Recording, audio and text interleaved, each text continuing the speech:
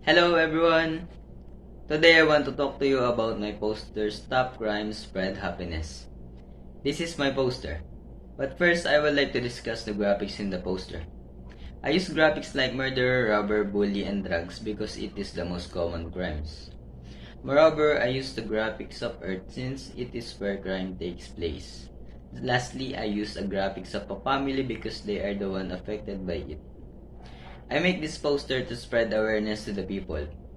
We need to recognize that every family faces challenges, whether it's financial struggles, relationship issues, or personal hardships. We all have our burdens to bear. But instead of letting this problem escalate into conflict or violence, we can choose to address them with empathy, understanding, and compassion.